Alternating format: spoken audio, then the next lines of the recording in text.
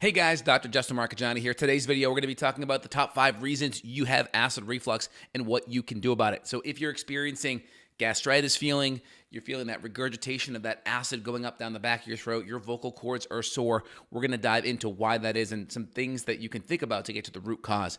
Before we do, please smash the like button, put your comments down below, make sure you hit the bell for notifications and more great content like this. All right, so first off, why do you have acid reflux? First reason is you have a bacteria called H. pylori. H. pylori is a helix-shaped bacteria. It literally corkscrews itself into the gut lining. H. pylori stands for helicobacter, so it's a helix shape, and it literally just corkscrews right into that gut lining. It can do a couple things. It can create inflammation. When there's acidity, it can burrow deeper and hide from it, right? So there's that school of thought, if you take more acid, it can actually burrow deeper. But H. pylori secretes an enzyme called urease. That enzyme takes the urea from protein metabolism, and it spits off CO2 and ammonia. So ammonia's got a pH of 11. So it takes that pH where it should be acidic in the stomach, around 2, 2.5, and it brings it up. Ammonia's 11, pH of the stomach should be around 2. So it's moving that pH up. So that's important because the stomach needs to be that nice low pH to activate a lot of your proteolytic enzymes like pepsinogen to pepsin. So it activates these enzymes. So if we have very low pH, or we have, if we don't have a low pH, we don't have a nice acidic pH, and that pH starts to become more alkaline, that's going to impact digestion. So that's reason number 1. H. pylori, because it corkscrews into that gut lining, it can create gut inflammation, and that can make the gut sensitive and raw. When the gut's sensitive and raw, when you start to make acid, now it can start to irritate that gut lining, and you can have pain and inflammation in that lining. That's number 2. So you have, first off, you're shutting down the acid levels, number 1. Number 2, you're creating inflammation through that burrowing in that gastric tissue, number 2. Number 3 is we need that nice low pH, that nice acidity to close that esophageal sphincter. That esophageal sphincter is pH sensitive as well. So if we do not close that sphincter, the acids from the food rotting can rise up and hit this sensitive tissue that's not protected. That sphincter closes off the tissue in the esophagus that now is more sensitive to acid.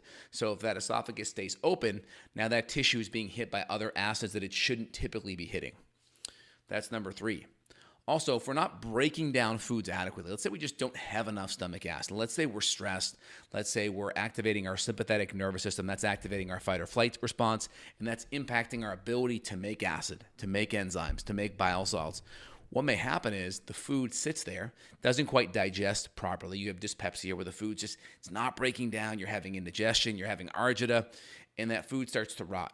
And organic acids and putrefaction happens and rancidification and fermentation happens, then those acids can rise up and also irritate the esophagus. It's very possible of that too. And so that's why people that have acid reflux, sometimes adding a tablespoon of apple cider vinegar a couple minutes before a meal, put it in some water, shoot it down. Sometimes that can make symptoms feel better because you just don't have enough acid to begin with. Now, when you have chronic inflammation, adding that acid in when there's a chronic gastritis going on will make it feel worse. And so if that is the case, then you know, hey, we don't want to add more acid to the equation because that may cause an ulcer if it's chronically inflamed. We don't know. So that nice acidity test with a teaspoon to a tablespoon of either apple cider vinegar, which is acetic acid, or some kind of a citric acid from lemon or lime juice is a good option out of the gates. Number 5 will be food allergens, gluten, dairy, processed grains, and flours. These are going to be a big thing that's going to really cause gut lining inflammation. These foods can create immune response. They can create gut permeability. Remember, you have a large percent of your immune cells, your lymphocytes, in the gastric intestinal area. So your stomach is that gastric area. That's called the GALT, the gastric associated lymphoid tissue. There's a lot of immune cells that hang out there. So the more we activate our immune system and create inflammation from food coming in, that may potentially drive more inflammation in that gastric tissue. So it's very important when you look at stomach inflammation, you have to calm down the immune system. Now, what can also help this is probiotics, especially probiotics like Bifidobacter and Lactobacillus species can be very helpful when it calming down the inflammation, and that can relax the immune system. But you have to look at everything holistically. If you have H. pylori, you have to get that down.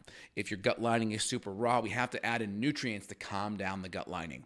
So in my practice, we use a product called GI Restore, which has a lot of the common, the best practices type of nutrients for that gut lining, whether it's collagen amino acid peptides, whether it's L-glutamine, whether it's DGL licorice, whether it's aloe, slippery elm, okra, vitamin U. These are compounds that are very helpful at soothing that gut lining. We're adding in some acid or enzymes. If we pass that apple cider vinegar or lemon or lime juice test, we may add in a little bit of HCl. If we don't pass that, then we're just going to be focusing on enzymes.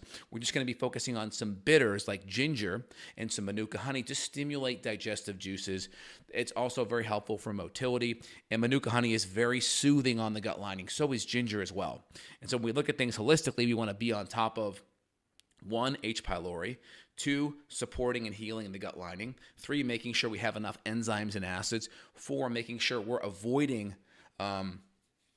any gut lining irritating antibiotics, right? It's important. And then 5, really focusing on probiotics typically after, really making sure that's supported and making sure that we support our nervous system so we're not in that sympathetic fight or flight state, which is going to impede digestive enzymes. It's going to take your hydrochloric acid levels and make them go lower, which thus increases the pH, right? Low levels of acid mean high pH. Your stomach should be healthy at a low level of pH. That's a good acidic level. Hope that helps, guys. If you enjoy that and you want to dive in deeper, there'll be comments down below where you can link in. Love to see what you have to say. And there'll be links down below as well if you want to reach out and dive into my staff and team. We're happy to help you out in the functional medicine side if you want more support on getting to the root cause of why you have acid reflux and gut lining inflammation issues. All right, guys. Talk to you soon. Take care. Bye.